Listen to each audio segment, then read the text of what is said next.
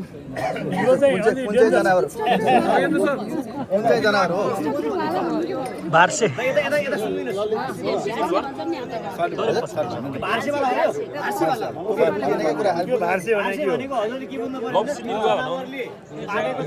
त्यहीबाट छ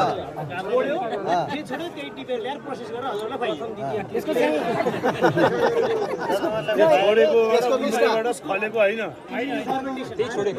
यसको बिस्तामा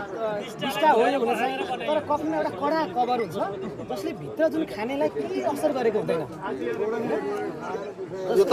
हाइजेनिक हो त त्यो इम्युन सिस्टमले फर्मेन्ट गर्यो क्या यो कस्तो भने यो हाइजेन त त्यसपछि हामीले सफा गर्यो भित्र चाहिँ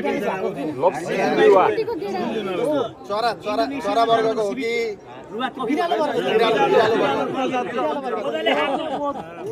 कि यो औपचारिक कार्यक्रम पछाडि दुईटा गेमहरू बाँकी छ है कफी चिन्ने प्रतियोगिता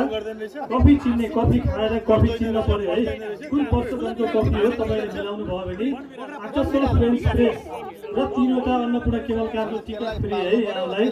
आकर्षण हाम्रो कफी बनाउने मेसिन सहित 3वटा केवल कारको टिकट पाउनुहुन्छ त्यसको लागि तयार भएर बस्नु होला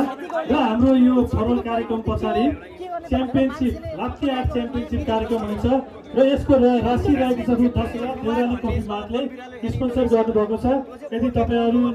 यो लाप्चे आर्ट च्याम्पियनसिपमा भाग लिएर यो आफ्नो प्रतिभा देखाउन चाहनुहुन्छ र पुरस्कार जित्न रु 10,000 पुरस्कार जित्न चाहनुहुन्छ भने हाम्रो यो देउराली कफी मार्टको स्टलमा तपाईँहरूले सम्पर्क राख्नुहोला